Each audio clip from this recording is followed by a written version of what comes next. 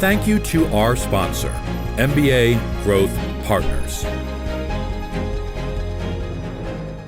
Welcome to Studio 501c3. I'm your host, Kim Jones. Thanks for joining us. We're featuring nonprofit organizations that have a 501c3 designation from the IRS because they are charities that provide a public benefit, and in most cases, your donations are tax deductible.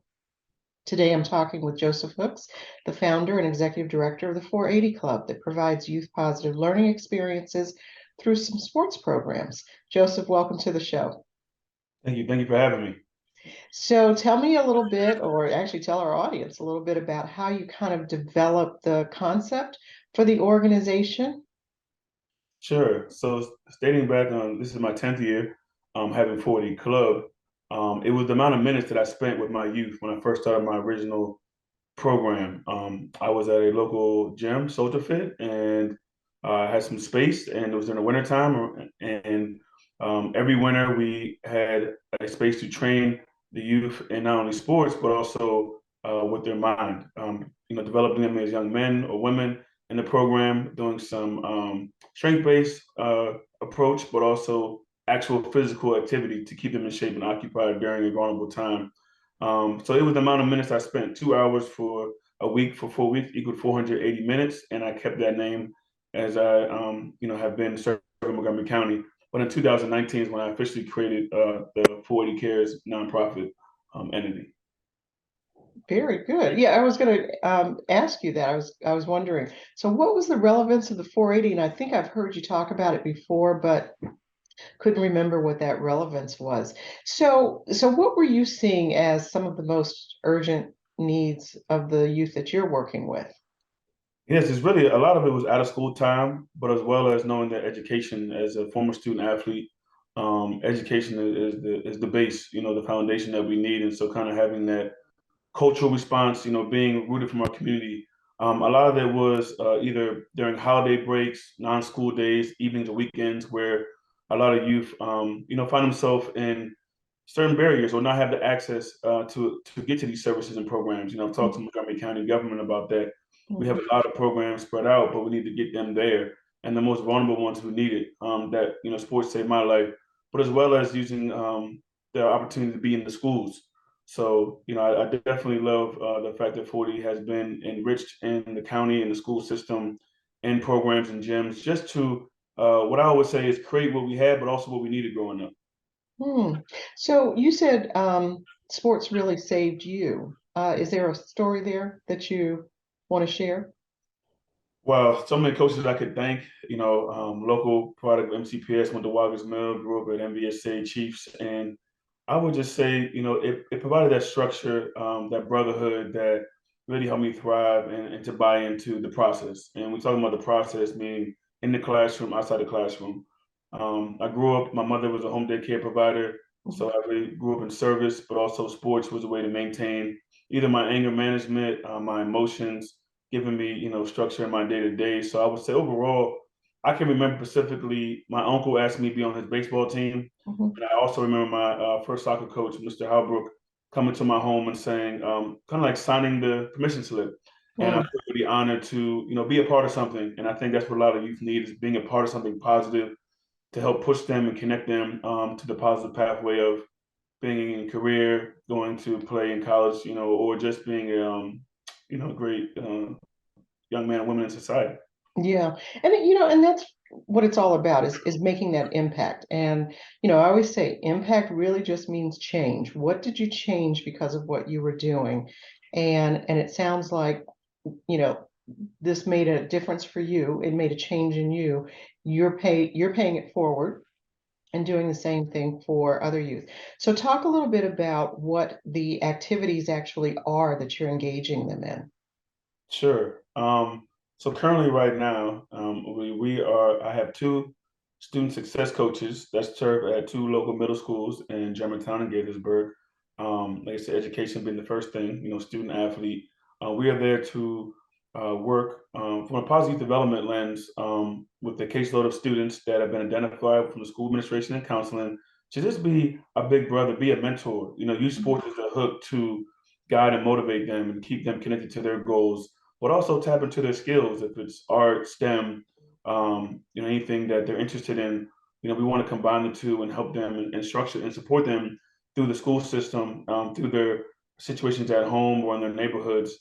So I'm blessed to have been there for a few years, and we're looking forward to being back. We've served at Gatesburg Middle School in Forrestal and Neillsville Middle School, as Are you well gonna, as are you going to be expanding to other schools in the future? possible. But one thing about me is that I always try to stay really rooted and really quality over quantity. Um, Hmm. I just really a lot of the people who work with me as a team, I come from a sports background, are Hmm. actually alumni from the community or the schools that they're serving at. So I'm really have great relationships with the local principals here. We know the community, we know the family members, and that's what really helps us. Relationships are key, and I always say people trust who they trust.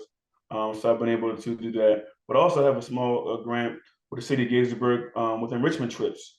One of the things I call it positive trauma, is being able to take them out to different spaces and places to see different sports events. For Hmm. example, a lacrosse game. I know the top lacrosse player in Montgomery County, Paul Rabel, and I was shown that sport. So a lot of times we need to be shown or get out of town, and I think the city has supported that with me in getting to hockey games, lacrosse games, football games, and I think that can be used to spearhead some of their vision and goals to support parents that might not be able to take them to these events. So that's been really fulfilling. And we're going to go to break for in just a few seconds, but I want to say that something that you said about the mentoring, it's important to just be there. And I've seen through a lot of different youth development programs that the positivity involved in just having people there, whether it's like you said, coaches or mentors or whatever, is very important. So I'm glad you mentioned that. We're going to talk a little bit more when we come back, but right now we're going to take a short break and then we'll return to talk with the 480 Club.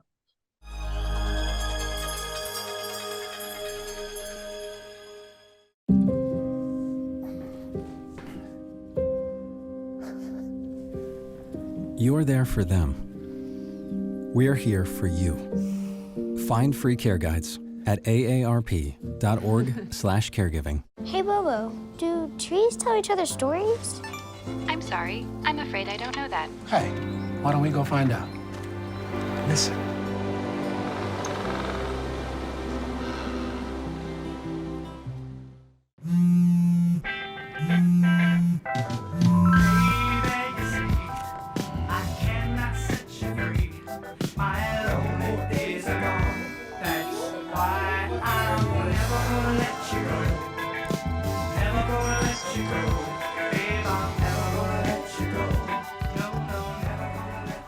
Here you go.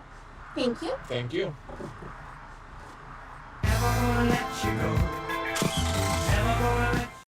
Once there was a boy who did the same thing again and again. One day, he was told he had autism. He got help and slowly learned how to live with it better. Early intervention can make a lifetime of difference. Learn the signs at autismspeaks.org.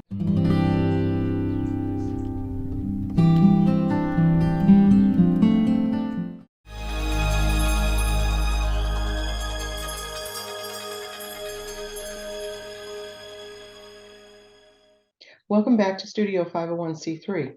I'm talking with Joseph Hooks, the founder and executive director of the 480 Club. So we were talking about the effectiveness before the break of some of the programs. Do you have to measure any of the effectiveness, and how do you do that, or look at what your benchmarks are for success with the students that you're working with in the programs after school? Yes, well, student success coach, success is during the school day. We use a post survey to get feedback from our youth. Youth voice is very key, as well as the briefing with school administration and counseling, and looking at data such as attendance, academics, behavioral referrals, and overall connectivity to the school. A lot of things can't always be documented, but it's also just their well-being, and also just being connected to somebody really positive, and that's what we've been able to use to reflect. So that's been really an honor. For the enrichment trips, the same thing as well. Many parents have expressed that this is their first time going to anything professional, Mhm. and so we like to have the youth document, their feelings on that and sharing it with our funder. Just to, I get some donations here and there, in-kind donations, just to support. So looking to expand that to reach more youth, but like I said, we stay really rooted, and we try to be really quality over quantity to make an impact. So definitely have to do a lot of reporting and sharing and continue to advocate. With the enrichment trips, give me some more examples of where you're going and what you want to do if you can get additional funding for that. Yes. So currently we have trips set up for the Wizards, Washington Wizards, but also the Capitals. I've been to Capitals game twice in my life. Very loud, but very exciting, especially live in person. I think it's a sport that everybody can really, enjoy, but also a skill. I think it's a very skillful sport. But one of the goals that I do every year is I take some high school student athletes, either on the East Coast, like North Carolina, Florida, to a 7-on-7 tournament to see some colleges. And so my goal this spring break, or every spring break, is to visit 3 schools.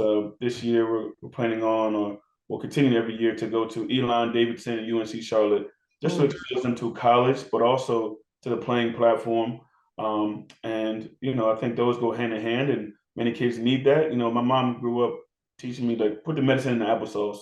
So we want to make sure we get them what they need, but also what we think they need. And from there, we combine a great outcome. So looking forward to that. Any donations or support, I've connected with Coca-Cola and Truist Bank and a lot of community members to make sure that we can have the educational, the workforce development opportunities, as well as athletic support. So really thankful for everybody so far. And I'm glad you mentioned, where that money goes, because when people see the show, if they want to make a donation by going to your website, which we'll have up on screen, they'll already know. We've only got a minute left, but do you have wellness? Is it a wellness program or a wellness center? Something that's school-based also? So yes, just so people, say hi to Minnesota's 40 Club has been my LLC on my 10th year. 40 Cares, was born in 2019. Mhm. I have partnered with Identity, a nonprofit in Montgomery County, at 3 school-based wellness centers to do the positive development, evidence-based curriculums, case management services, really being there for the school, the minority, especially the African American males, and this community. But we serve everybody, no matter who, what, where, and how. That is one key thing about 40, as I said, being rooted, is that we have been serving from the elementary to high school level. So many youth know me from either 4th grade, 6th grade, 12th grade, and I think that continuity has helped me thrive in this part of the Montgomery County. And I think that's what's really needed, because I think there's gonna be more passive of a baton, so that youth know no one falls through the cracks.